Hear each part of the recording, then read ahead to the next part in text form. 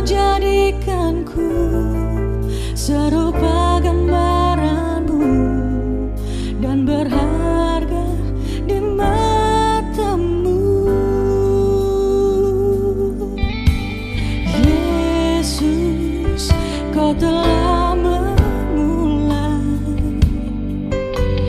karya yang mulia dalamku.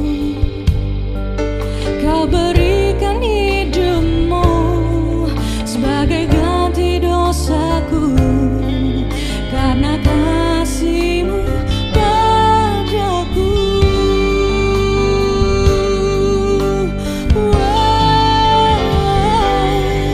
Sekarang ku memuji-Mu, Allah yang setia, yang tak pernah meninggalkan perbuatan tangan-Mu. Sekarang ku menyembah-Mu, Allah yang mulia, sempurnakan segenap hidupku agar indah bagimu.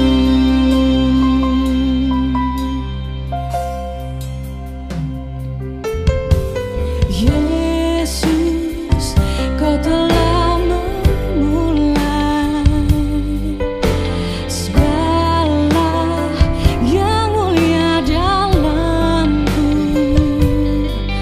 Kau berikan hidupmu sebagai ganti dosaku, karena kasih-Mu padaku.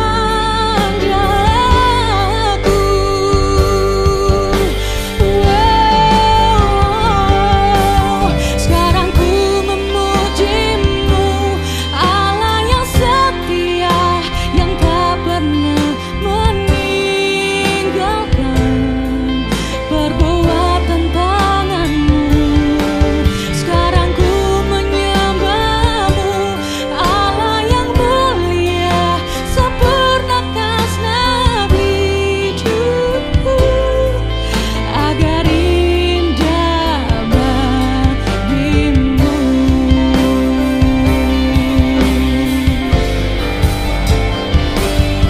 Sekarang ku memuji-Mu, Allah yang setia, yang tak pernah meninggalkan perbuatan tangan-Mu. Sekarang ku menyembah-Mu, Allah yang mulia, sempurnakan segenap hidupku agar indah bagimu, agar indah bagimu, agar indah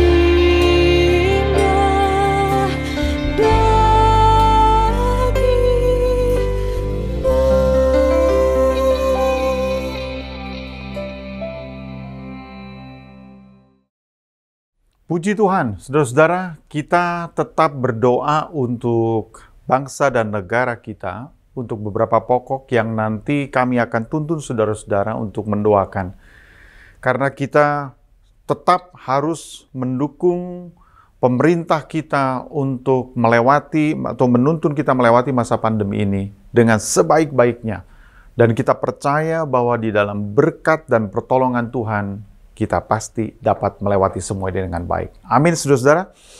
Mari kita berdoa bersama-sama untuk pemerintah kita agar Tuhan memberikan hikmat, menolong di dalam proses vaksinasi sehingga pandemi ini akan segera bisa teratasi. Mari kita bersama-sama berdoa.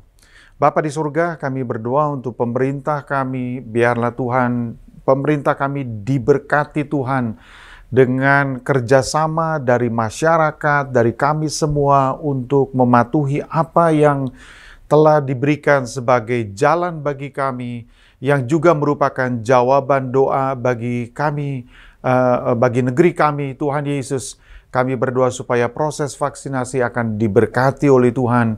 Dengan secepatnya kami bisa lepas dan melepaskan diri dari pandemi ini. Terima kasih Tuhan, kami juga berdoa untuk seluruh dunia, untuk negara-negara yang mungkin mengalami kesulitan-kesulitan untuk mendapatkan vaksin dan juga di dalam proses vaksinasi. Bapa, kami berdoa sebab di dalamnya pastilah ada anak-anak Tuhan dan orang-orang yang ingin Tuhan berkati. Kami berdoa supaya mereka dapat ditolong oleh Tuhan sehingga bumi ini akan mengalami pemulihan dari pandemi. Terima kasih Tuhan Yesus, haleluya.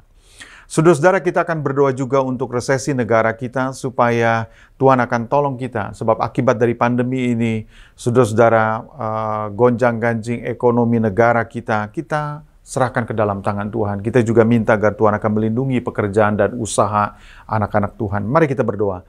Bapa, kami berdoa untuk apa yang harus kami lalui sebagai resesi ekonomi di negara kami akibat pandemi. Kami memohon kasih karunia-Mu dan pertolongan-Mu supaya dengan segala cara yang baik Tuhan, maka negara kami bisa pulih kembali. Terima kasih untuk tanda-tanda pemulihan yang baik, yang positif, yang dapat dilihat oleh pemerintah kami. Dan kami doakan supaya itu semua benar-benar diberkati oleh Tuhan. Dan kami juga berdoa Tuhan supaya Engkau melindungi usaha dan pekerjaan anak-anak Tuhan. Sebab pekerjaan anak-anak-Mu dan juga pertolongan Tuhan dan berkat Tuhan bagi segala usaha anak-anak Tuhan adalah juga pertolongan Tuhan bagi gereja-Mu. Tuhan Yesus, terima kasih, kami menyerahkan seluruh persoalan yang masih harus dilalui oleh bangsa kami ke dalam tangan Tuhan Yesus. Haleluya. Tuhan, kami juga berdoa agar Tuhan akan meluputkan bangsa kami dari berbagai kejadian bencana alam yang menimpa negeri kami, banjir, gempa bumi, dan juga longsor di beberapa tempat. Tuhan, kami berdoa supaya perlindungan, penjagaan Tuhan bagi bangsa negara kami. Terima kasih Tuhan Yesus, terima kasih ya Bapa, Engkau menyayangi negeri kami Tuhan, sebab Engkau ingin menyelamatkannya. Bapa, kami juga berdoa supaya Tuhan akan menolong bangsa negara kami untuk bisa secepatnya Tuhan memahami bagaimana kami bisa hidup sebagai satu keluarga besar dari anak bangsa negeri kami. Biarlah Tuhan kami bisa hidup di dalam damai dan tentram, dan juga Tuhan untuk memiliki sikap-sikap yang baik Tuhan sebagai sesama warga dari bangsa kami. Terima kasih Tuhan Yesus. Kami berdoa Tuhan supaya di dalam penanganan tentang radikalisme, Tuhan sendiri yang memberikan wibawa kepada pemerintah kami dan menolong supaya semua ini bisa dilewati dengan baik. Terima kasih ya Bapa. Kami serahkan semua ke dalam tangan-Mu. Kami juga berdoa Tuhan supaya firman yang akan kami dengarkan ini diberkati oleh Tuhan. Di dalam nama Tuhan Yesus Kristus. Haleluya. Amin. Saudara-saudara, pada hari ini saya ingin menyampaikan sebuah pokok yang kemudian Yesus katakan di dalam salah satu bagian firman Tuhan, yaitu supaya mereka bisa melihat pekerjaan-Mu yang baik. Dan saudara-saudara, Yesus menggunakan beberapa istilah ya. Dia menggunakan istilah seperti garam, dia menggunakan istilah terang. Tetapi saudara-saudara, semua itu closing-nya Yesus mengatakan supaya mereka melihat perbuatan baik-Mu dan kemudian mereka atau dunia akan memuliakan Bapa kita yang di surga. Saudara-saudara, kita perlu memikirkan mengenai konteks ya di mana Yesus mengucapkan perkataan ini. Yang diucapkannya pada awal pelayanannya. Murid-muridnya mungkin masih sedikit, saudara-saudara, atau orang yang mengikuti dia masih sedikit. Sekalipun dia pada waktu itu sedang mulai menjadi lebih populer, tetapi saudara-saudara relatif ia masih dalam tahap yang agak baru pada waktu itu di dalam pelayanannya. Tetapi saudara-saudara, di dalam pasal yang kelima dari Injil Matius ini, yang sering dikhotbahkan oleh orang saudara-saudara, atau mungkin saudara beberapa kali mendengar kami membicarakannya dari mimbar gereja ini. Tetapi saudara-saudara, kata-kata yang kita pikirkan tentang garam, tentang terang, biasanya itu lebih ditujukan atau khotbah-khotbahnya lebih ditujukan untuk orang-orang Kristen yang lebih dewasa di dalam Tuhan. Sedangkan kalau kita membayangkan saudara-saudara di dalam urutan yang dibuat oleh Matius maupun Markus dan Lukas, maka saudara akan temukan bahwa sebenarnya itu diucapkan di awal dari pelayanan Yesus. Yang berarti saudara-saudara konteksnya berbicara tentang kelompok anak-anak Tuhan yang masih tergolong baru, ya relatif masih baru. Tetapi mengapa Yesus mengucapkan perkataan-perkataan yang kelihatannya saudara-saudara sekarang ini kita lebih merasa itu cocoknya untuk orang-orang yang sudah lebih lama di dalam Tuhan. Nah, artinya saudara-saudara, tantangan-tantangan yang Yesus berikan pada waktu itu adalah tantangan-tantangan yang cukup, saudara-saudara, yang cukup berat sebenarnya bagi orang jikalau mereka betul-betul mengerti apa yang Yesus maksudkan. Karena pada waktu Yesus mengucapkannya, saudara-saudara, Yesus memaknainya dengan sungguh-sungguh, dan orang-orang pada waktu itu pastilah sedang, saudara-saudara, memikirkan, apa betul kalau kita mengikuti Yesus atau mengikuti Dia, maka kita akan mengalami apa yang dikatakannya. Nah, saudara-saudara, saudara perhatikan bahwa kata-kata tentang garam dan terang yang nanti akan saya ungkap, saudara-saudara, di dalam pasalnya yang kelima dari Injil Matius, maka saudara-saudara akan temukan bahwa di atasnya, saudara temukan dengan 8 ucapan bahagia Yesus. Dan di dalam 8 ucapan bahagia Yesus, saudara menemukan poin-poin yang sangat penting yang menjadi semacam aturan kehidupan yang diterapkan di dalam kerajaan Allah. Dan aturan kehidupan itu, saudara-saudara, bukanlah aturan kehidupan yang sederhana, bukan aturan kehidupan yang mudah untuk dijalankan. Sebab sampai hari ini, saudara-saudara, adalah pergumulan yang sangat besar bagi anak-anak Tuhan untuk mewujudkan apa yang dikatakan Yesus di dalam Matius pasal yang ke-5 ini. Nah, saudara-saudara, saya ingin ajak kita semua untuk melihatnya dari firman Allah di dalam Injil Matius pasalnya yang ke-5. Bukalah Alkitab saudara, kalau saudara kebetulan ada HP, saudara-saudara bisa melihatnya di dalam Alkitab digital. Saya akan bacakan mulai dari ayat yang ke-13, saudara-saudara. Sebenarnya 13 sampai 16, tetapi karena kali ini saya akan khusus membicarakan tentang kamu adalah garam dunia. Dan saudara-saudara, itu langsung saya sambung dengan ayat yang ke-16. Ayat yang ke-13 berkata begini, kamu adalah garam dunia. Jikalau garam itu menjadi tawar, dengan apakah ia diasinkan? Tidak ada lagi gunanya selain dibuang dan diinjak orang. Nah, saudara-saudara, kemudian Yesus menyambungnya dengan kamu adalah terang dunia. Nah, saudara-saudara, closingnya yaitu di dalam ayat yang ke-16. Kalau saudara perhatikan, saudara-saudara, di sini Yesus kemudian memberikan sedikit kesimpulannya. Saudara-saudara, dia berkata begini, demikianlah hendaknya terangmu bercahaya di depan orang, supaya mereka melihat perbuatanmu yang baik dan memuliakan Bapamu yang di sorga.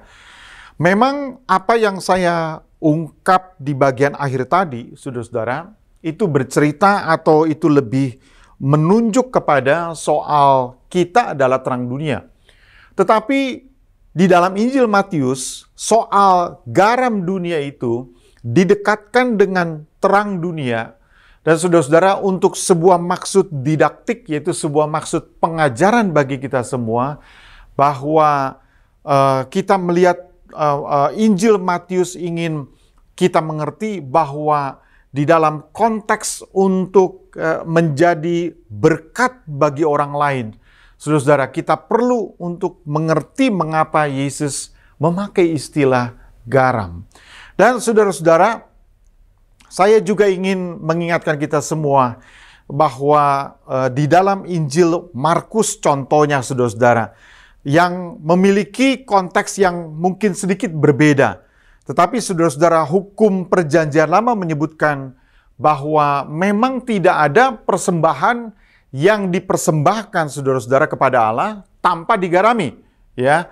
Nah, saudara-saudara, untuk maksud apa Yesus menggunakan istilah itu, baik dikutip di dalam Matius, kemudian Markus, dan Injil Lukas, yang masing-masing seperti saya katakan tadi memiliki konteks yang sedikit berbeda. Tetapi closingnya sama, yaitu mengenai kesaksian kita sebagai anak-anak Tuhan. Saudara-saudara, contohnya di dalam Markus 9 ayat yang ke-50 yang berkata begini, garam memang baik, tetapi jika garam menjadi hambar, dengan apakah kamu mengasinkannya? Hendaklah kamu selalu mempunyai garam di dalam dirimu, dan selalu hidup berdamai berdamai yang seorang dengan yang lain.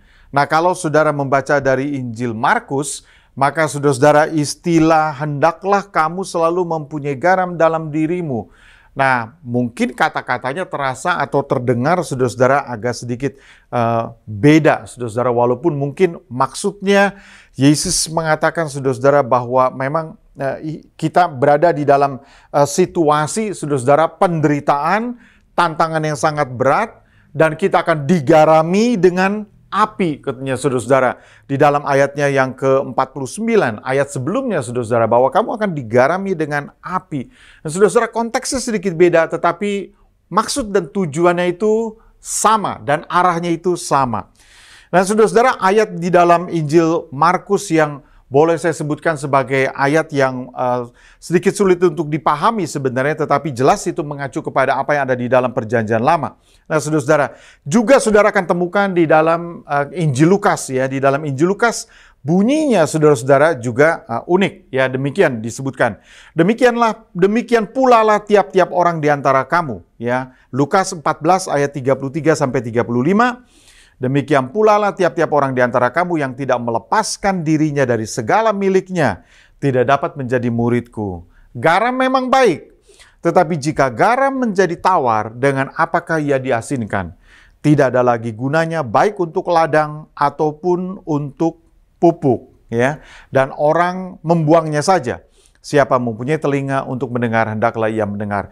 Nah, saudara-saudara, di sini pun konteksnya sedikit beda. Tetapi saya akan bawa pikiran kita semua lebih dulu untuk mengerti bahwa konteks kehidupan kita dulu maupun sekarang, saudara-saudara, menceritakan hal yang mirip-mirip atau boleh saya katakan sebagai sama. Sebab tantangan juga ada, saudara-saudara. Sebab situasi kelihatannya, saudara-saudara, kita harus menjadi berkat bagi orang lain. Dan saudara-saudara, kemudian kita harus hidup berdamai dengan orang lain. Dan saudara-saudara, yang ketiga, ketika kita lihat Injil Lukas, konteks tentang tantangan dan aniaya. Saudara-saudara, saya akan tuntun pikiran kita semua untuk lihat dulu, ya, dari firman Allah sebenarnya di dalam Perjanjian Lama. Tadi dari sejak awal saya terus menyinggung tentang Perjanjian Lama karena banyak orang yang barangkali saudara-saudara, ya, kalau kita membicarakan tentang garam, kita langsung berpikir seperti seorang ibu rumah tangga. Garam itu sesuatu yang sudah menjadi perkara-perkara yang sangat harian, saudara-saudara. Jadi garam dipakai makanan untuk juga pengawetan dan untuk banyak hal, saudara-saudara, dipakai. Bahkan barangkali saudara-saudara juga bisa membaca beberapa jejak di dalam Alkitab, saudara-saudara, tentang kehidupan orang yang masih berada di dalam sedikit tahyul yang mengaitkan di antara garam, saudara-saudara, dengan roh jahat, ya. Dan di dalam dunia yang sekarang ini sedang kita jalani, saudara-saudara, masih percaya kepada hal-hal seperti itu. Roh jahat bisa diusir dengan garam, ya. Saudara-saudara, bahkan kalau saudara pergi ke lihat di YouTube, maka saudara akan melihat bagaimana orang menguji coba, saudara-saudara, tentang fungsi garam dalam kaitannya dengan ular, ya. Apakah ular benar takut dengan garam atau tidak? Yang ternyata, saudara-saudara, tidak takut, ya. Ular tidak takut terhadap garam. Hanya mungkin keyakinan kita yang kita dapatkan turun-temurun mengenai hubungannya dengan roh jahat, saudara-saudara. Mungkin saudara bisa lihat sendiri apakah itu benar atau tidak. Tetapi jejak-jejak tahyulnya mungkin saudara-saudara juga bisa temukan di dalam contoh-contoh firman Allah. Bagaimana garam itu digunakan, saudara-saudara, untuk dunia yang kita sebut sebagai dunia mistik. Saudara-saudara, di dalam Imamat pasal yang kedua ayat yang ke-13, saudara-saudara, garam dipakai untuk maksud yang religius, ya, dengan keagamaan. Di dalam Imamat pasal yang kedua ayat yang ke-13 berkata begini, dan tiap-tiap persembahanmu yang berupa korban sajian, haruslah kau bubuhi garam. Janganlah kau lalaikan garam perjanjian Allahmu dari korban sajianmu.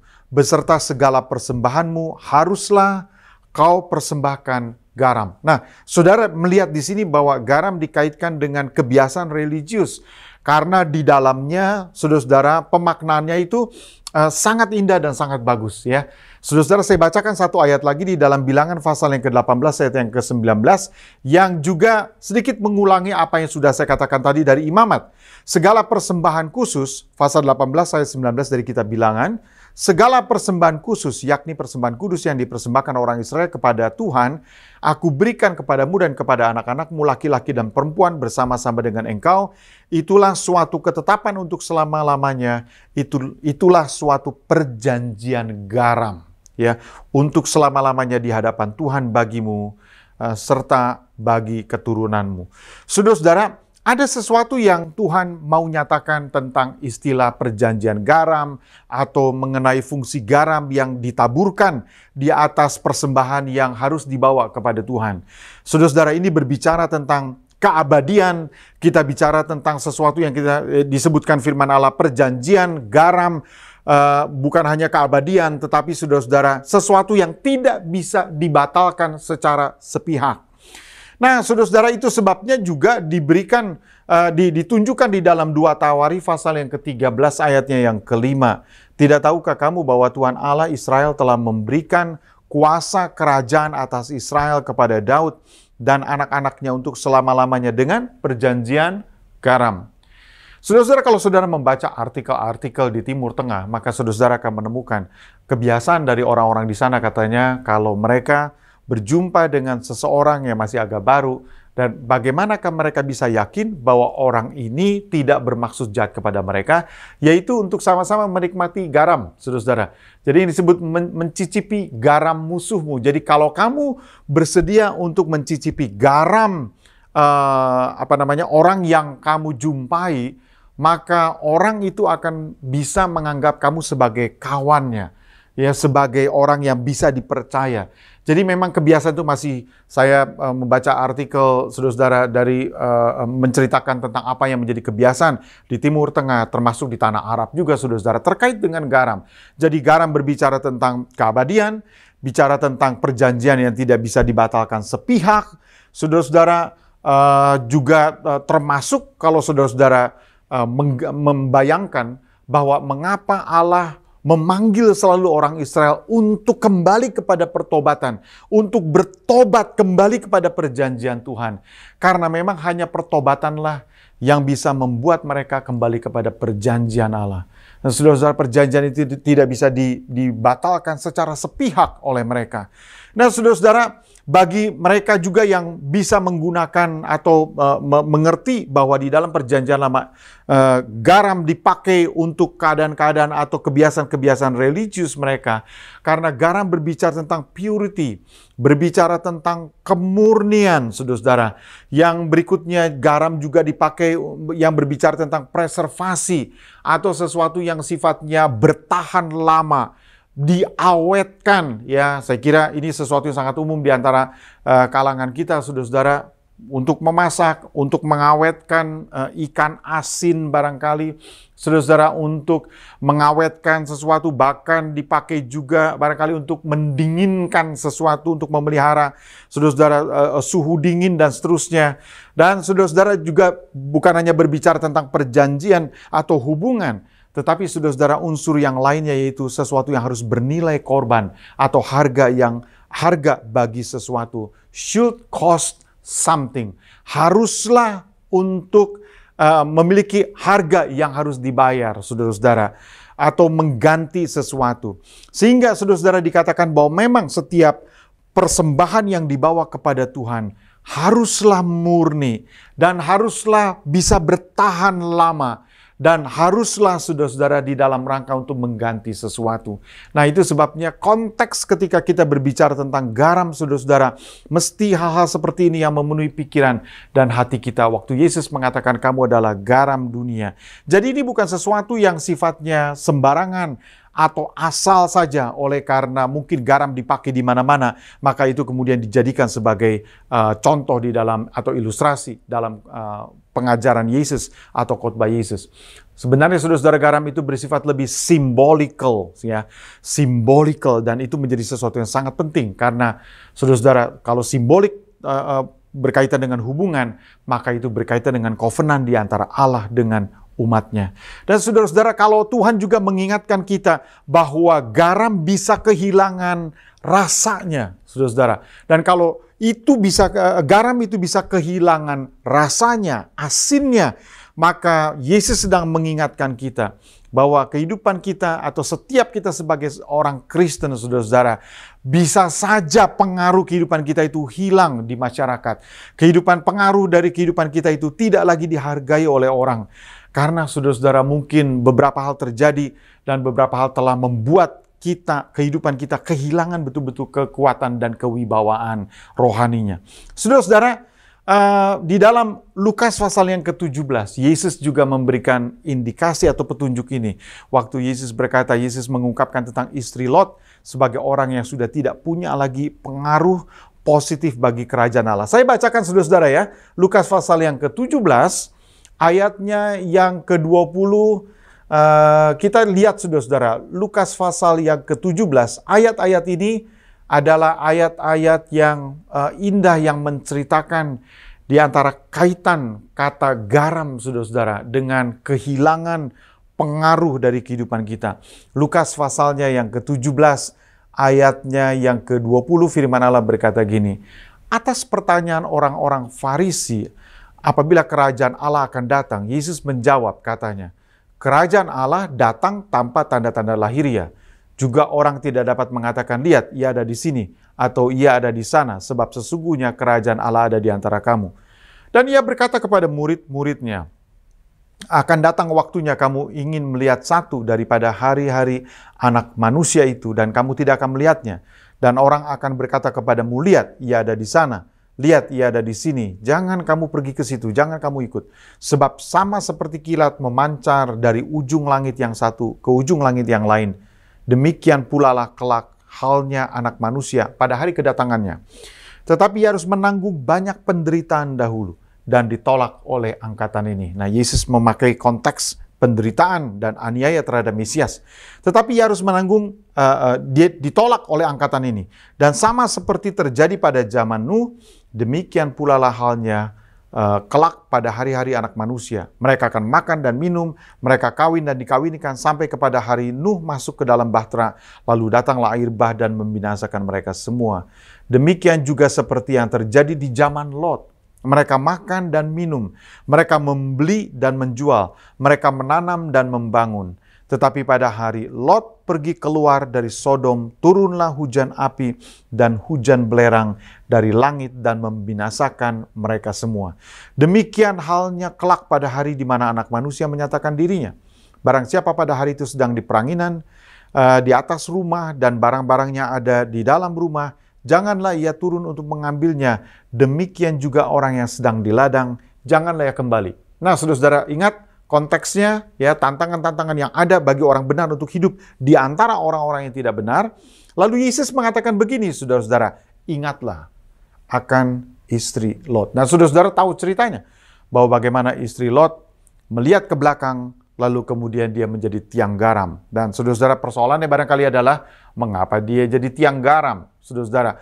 Dan apakah ada makna yang khusus? Dan saudara-saudara, Yesus mengatakan barang siapa berusaha memelihara nyawanya, ia akan kehilangan nyawanya. Dan barang siapa kehilangan nyawanya, ia akan menyelamatkannya. Bacalah semua konteks itu, saudara-saudara, di dalam tantangan yang sangat berat dari orang-orang yang mau ikut Tuhan dengan sungguh-sungguh, saudara-saudara, yang mau percaya kepada Yesus dengan sungguh-sungguh, tetapi mengalami tantangan-tantangan yang sangat berat.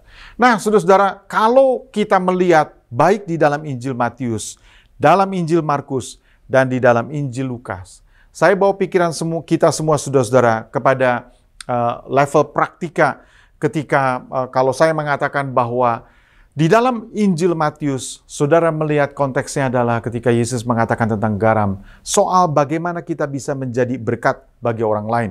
Supaya kata firman Allah, demikianlah hendaknya terangmu bercahaya di depan orang. Konteksnya memang tentang terang, tetapi saudara-saudara, Matius kemudian menuliskan di atasnya, yaitu tentang garam dunia.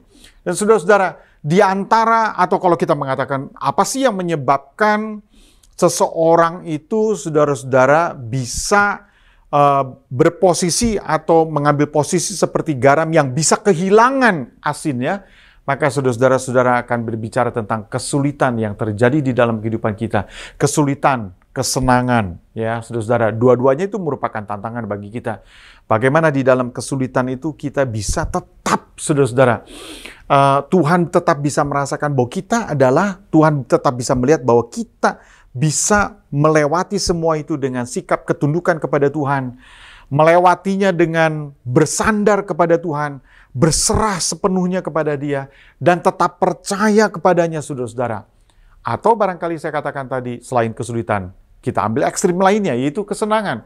Bagaimana kesenangan itu tidak akan membuat kita lari atau menyimpang dari Tuhan. Bagaimana kesenangan itu, saudara-saudara, tidak akan membuat kita itu membuat komitmen kita kepada Tuhan itu berubah. Saudara-saudara, baik kesulitan maupun kesenangan punya tantangannya masing-masing. Sekarang kita bicara tentang kelebihan. Saudara-saudara, apa namanya tantangan yang kita hadapi kalau kita diberkati dengan atau kita memiliki berbagai kelebihan-kelebihan yang luar biasa. Saudara-saudara, saya kira semua orang yang memiliki kelebihan-kelebihan itu mungkin bisa menceritakan godaannya juga sangat besar, ya. Saudara-saudara, kalau saudara-saudara memiliki kelebihan-kelebihan itu bukan berarti saudara salah memiliki kelebihan. Itu adalah bagian daripada hasil kerja keras kita, tetapi bagaimana kita bisa menggunakan kelebihan-kelebihan itu yang memuliakan Tuhan. Saudara-saudara, Tuhan menantang hati kita semua. Tapi saudara-saudara, tetap itu punya tantangannya tersendiri yang saya katakan bahwa memiliki kelebihan-kelebihan itu juga adalah tantangan. Saya kasih contoh, saudara-saudara. Apa kelebihannya, saudara-saudara, atau mungkin bukan apa kelebihannya, tetapi apa kira-kira kemudahannya kalau saudara-saudara tidak punya opsi lain on Sunday pada hari Minggu. Maka saudara-saudara, ketika saudara bangun pagi, saudara-saudara kami berkata, hey, kita harus pergi ke gereja. Saudara membangunkan istri atau istri membangunkan suami, saudara membangunkan anak-anak, dan siap-siap untuk pergi ke gereja. Nah, saudara-saudara, pada waktu itu mungkin saudara dalam keadaan hidup sederhana.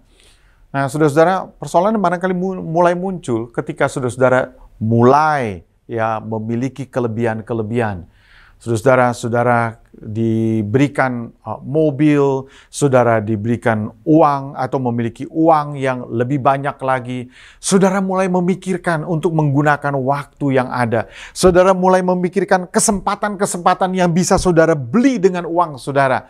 Dan saudara-saudara, di antara keinginan untuk pergi ke gereja dengan keinginan untuk pergi jalan-jalan, saudara lihat tantangannya. Ya, selalu saudara-saudara, kelebihan-kelebihan itu ya punya sisi tantangannya. Dan saudara-saudara, kalau kita berhadapan dengan situasi begitu, mungkin saudara pakai cara cerdas barangkali ya. Oh ya, saya pingin jalan-jalan supaya kalau saya jalan-jalan di sana, toh saya juga pergi ke gereja. Oke lah saudara-saudara. Tetapi saudara lihat bahwa makin hari kita, saudara-saudara, memiliki segala kelebihan-kelebihan itu, tantangannya juga ada. Makanya saudara-saudara, kita juga mendengar ada orang-orang yang berkata, ya tantangan itu akan, atau kelebihan-kelebihan yang Tuhan berikan kepada kita disesuaikan dengan kemampuan kita untuk menangani tantangan-tantangan yang ada. Walaupun saya bisa melihat, saudara-saudara, tidak semua orang yang memiliki kelebihan itu akan mampu untuk mengendalikan dan memanfaatkan kelebihan itu dengan baik. Ada di antara mereka, saudara-saudara, yang makin dianugerahi dengan segala kelebihan, hidupnya bukan makin benar, tetapi mulai nyerempet-nyerempet bahaya. Ya, mulai nyerempet-nyerempet yang bahaya, saudara-saudara. Mulai memiliki atau mulai memikirkan kesempatan-kesempatan yang dapat dia gunakan, saudara-saudara, yang tidak memuliakan Tuhan. Ya, tadinya saudara-saudara, barangkali kalau dalam keadaan susah, suami dan istri bisa bekerja bersama-sama, berlutut di hadapan Tuhan, berdoa, Tuhan tolong. Dalam situasi ini Tuhan campur tangan, mereka mengambil waktu berpuasa, berdoa. Tapi saudara-saudara, beda begitu sudah diberkati Tuhan dengan luar biasa. Apa yang terjadi kepada mereka? Saudara-saudara, ya kamu pergi ke gereja ya, saya ada urusan. Saudara-saudara, kamu pergi ke gereja ya, saya ada pertemuan dengan teman-teman saya. Atau mungkin saya akan golf dulu ya. Saudara-saudara, memang kalau kita kebaktian tidak selalu harus hari Minggu, bukan? Ya, saudara-saudara, mungkin bukan tidak selalu harus Minggu. Kalau misalnya ada gereja yang menyediakan atau kita menyediakan kebaktian pada hari Sabtu, bisa saja saudara-saudara. Tetapi saudara lihat bahwa akhirnya itu mengandung juga tantangan bagi keluarga kita. Segala kelebihan, saudara-saudara punya tantangan. Kekurangan juga punya tantangan, ya.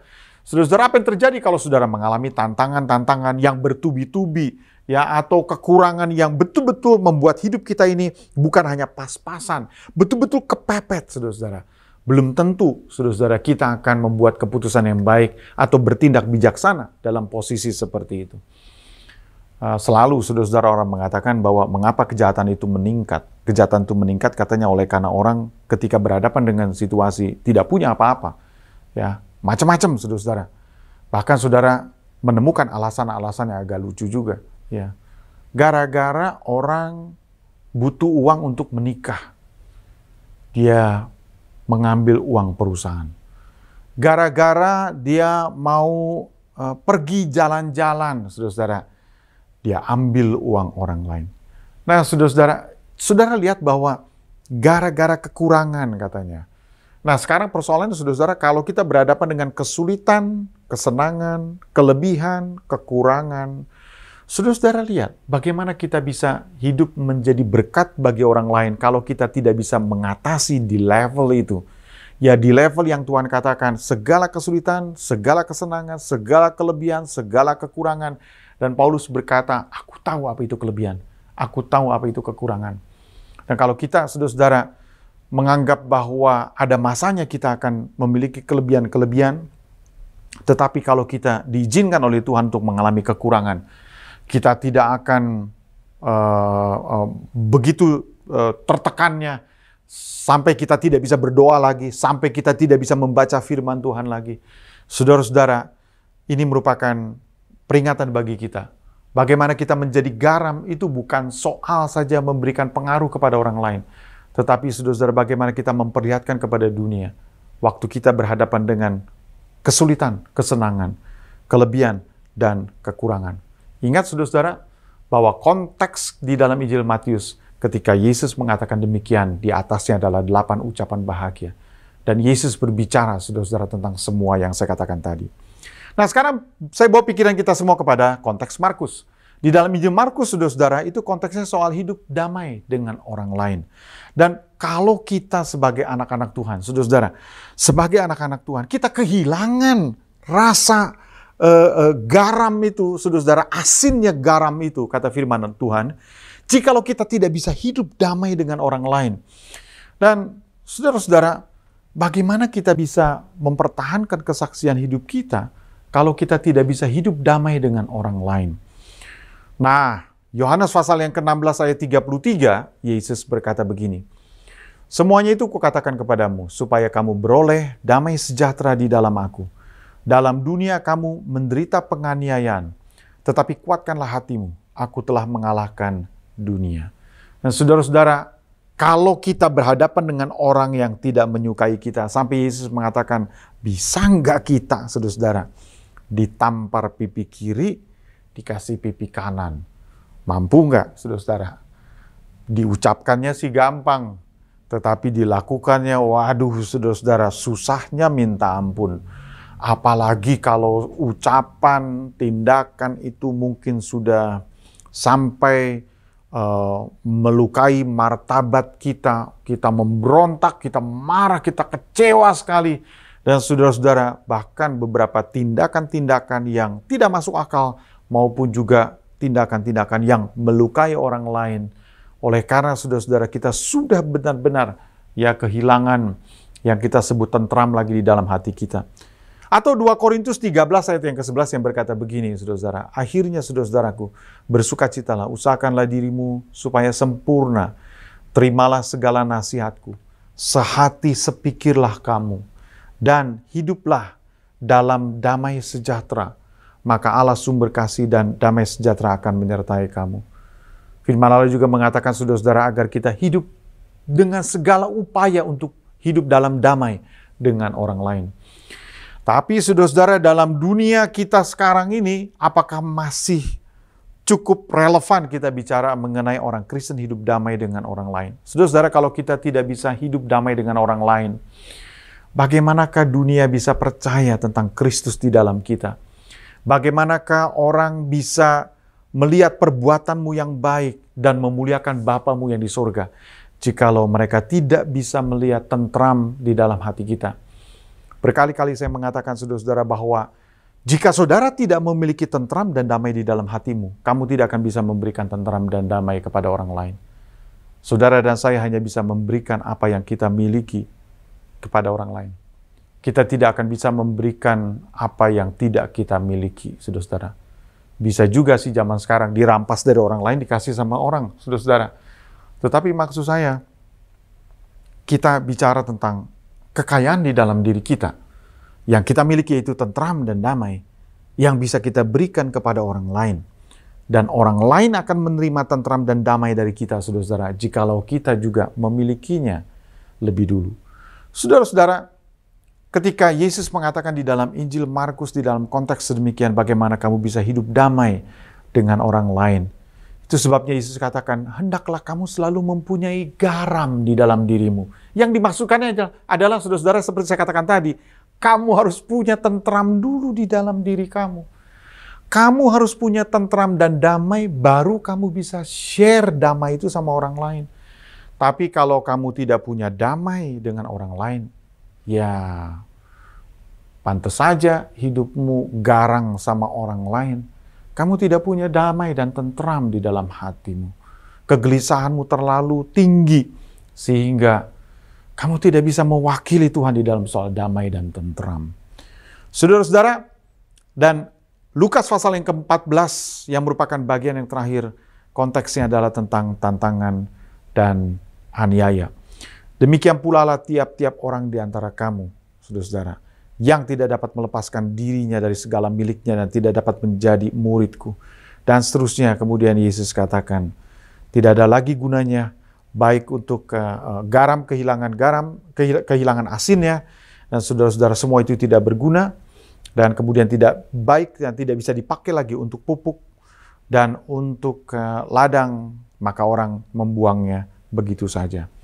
Saudara-saudara, konteks tantangan dan aniaya yang bisa kita jalani, dan Tuhan mengatakan, kalau misalnya itu terkait dengan apa yang bisa dihadapi oleh orang percaya, di dalam dunia kita sekarang ini, saudara-saudara.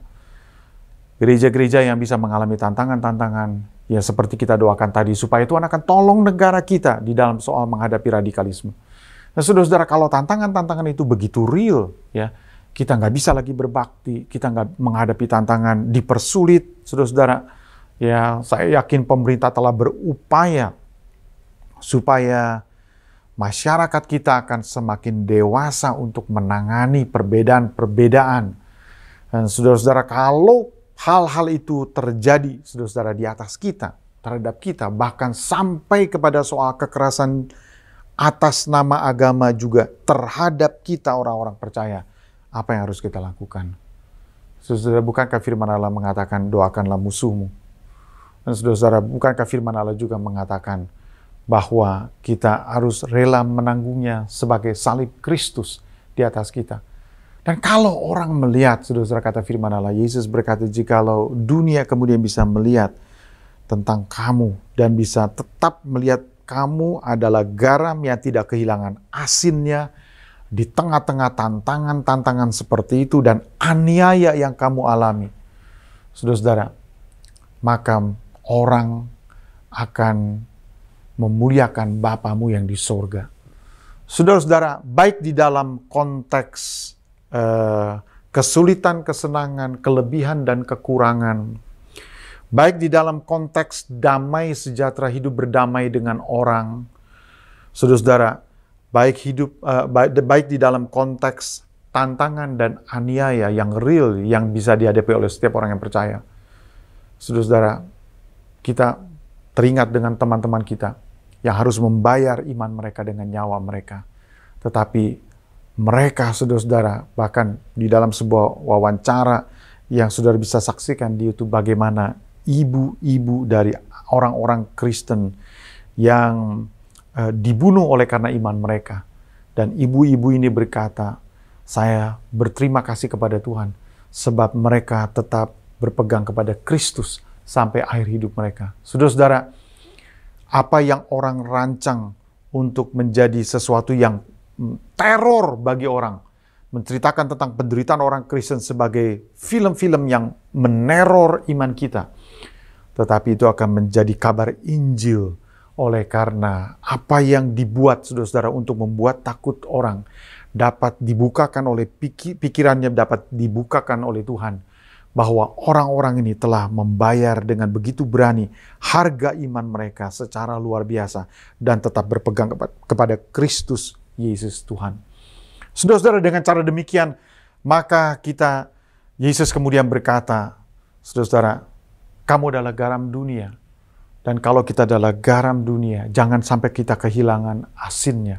Jangan sampai kita kehilangan rasanya. Karena kalau kita bisa datang kepada Tuhan, mengikut Tuhan di dalam kemurnian, dan kita dapat terus memelihara iman kita menghadapi tantangan-tantangan yang ada, saudara-saudara. Bahkan ada harga yang harus dibayar di dalam pengertian garam tersebut, saudara-saudara. Yang terus memelihara hubungan kita dengan Tuhan, yang terus merupakan bukti bahwa memang ada perjanjian di antara Tuhan dengan umatnya. Yang saudara-saudara, walaupun kematian tidak akan bisa memisahkan kita dari kasih Allah, dan segala penderitaan itu tidak akan bisa memisahkan kita dari kasih Tuhan yang ajaib. Amin, saudara-saudara. Jangan cepat mengeluh di dalam hidup, sebab barangkali ini adalah masa pengujian bagi kita. Jadilah garam dunia. Dan saudara-saudara, bukan hanya soal membuat hidup kita berpengaruh pada orang lain, tapi saudara telah melihat konteks di mana ini diucapkan, saudara-saudara. Dan kiranya Tuhan akan menolong kita. Tantangan-tantangan yang ada, jangan menenggelamkan kita. Tantangan-tantangan yang ada itu harusnya bisa membuat kita lebih kokoh lagi di dalam Tuhan Yesus. Amin, saudara-saudara. Puji Tuhan. Mari kita tundukkan kepala kita berdoa. Haleluya, haleluya. Bapa di surga, kami berterima kasih karena ada di antara kami para pendengar yang menyaksikan siaran ini. Tuhan Yesus, tantangan-tantangan yang dihadapi, aniaya yang dihadapi, baik di dalam keluarga dekatnya, keluarga besarnya, atau di tengah-tengah masyarakat.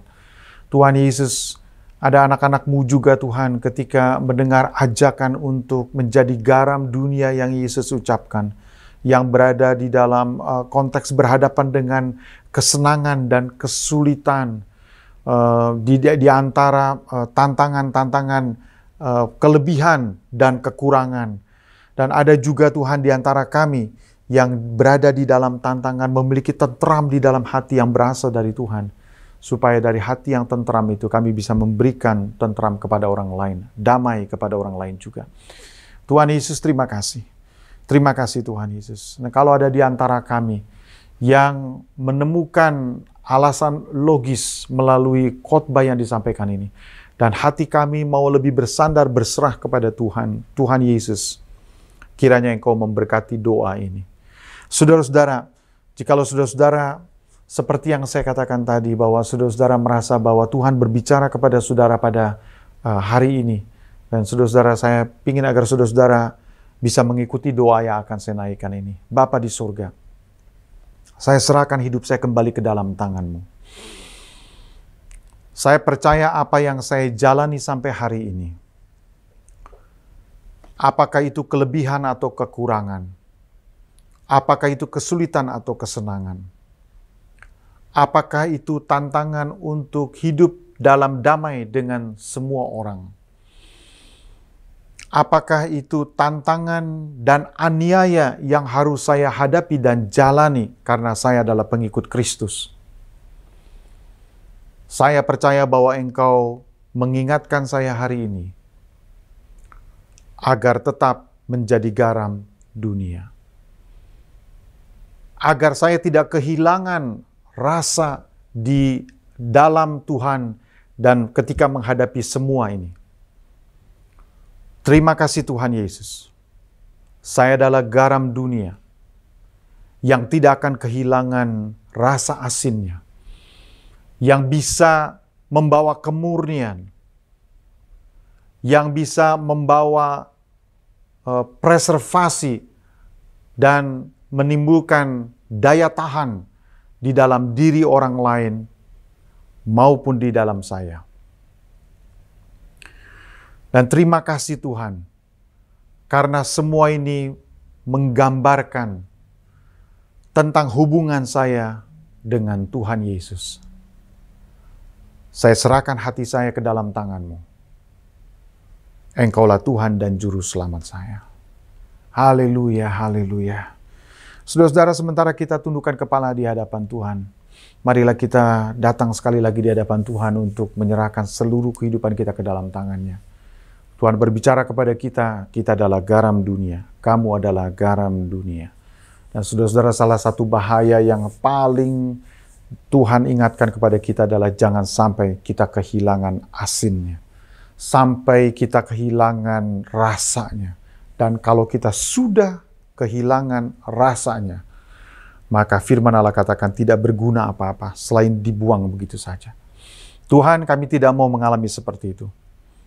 Apapun yang kami hadapi, Engkau mengatakan kepada kami, kami adalah garam dunia. Dan Tuhan, Engkaulah yang menguatkan kami. Engkaulah yang menyuruh kami untuk melewati segala sesuatu dengan baik. Terima kasih Yesus. Kami serahkan seluruh hidup kami ke dalam tangan-Mu. Kami percaya bahwa Engkau menuntun jalan hidup kami selangkah demi selangkah dari kemenangan menuju kepada kemenangan berikutnya. Di dalam nama Tuhan Yesus Kristus kami sudah berdoa, haleluya. Amin. Puji Tuhan, saudara-saudara, kita baru saja mendengarkan firman Allah dan sekarang kita akan mengakhiri kebaktian kita. Marilah kita mengangkat kedua tangan kita di hadapan Tuhan untuk menerima berkat. Saudara-saudaraku yang kekasih, terimalah berkat anugerah yang dari Allah Bapa, cinta kasih di dalam Tuhan Yesus Kristus, dan persekutuan oleh Roh Kudus menyertai kita semua mulai saat ini sampai Maranatha Tuhan datang kembali. Haleluya. Amin. Saudara-saudara, kita bersyukur pada Tuhan bahwa kita telah mengakhiri kebaktian kita pada hari ini. Dan terima kasih untuk ketergabungan kita, saudara-saudara, di dalam church online gereja kami. Dan jikalau saudara-saudara ingin menjadi jemaat digital dari gereja kami, saudara-saudara bisa mengklik tautan yang ada di kolom chat atau yang ada di deskripsi video di YouTube. Sekali lagi saudara-saudara, tantangan selalu ada memang di dalam kehidupan kita, tetapi saudara dan saya adalah garam dunia dan kita bisa melewatinya dengan baik dan tetap memuliakan Tuhan. Amin saudara-saudara, Tuhan memberkati.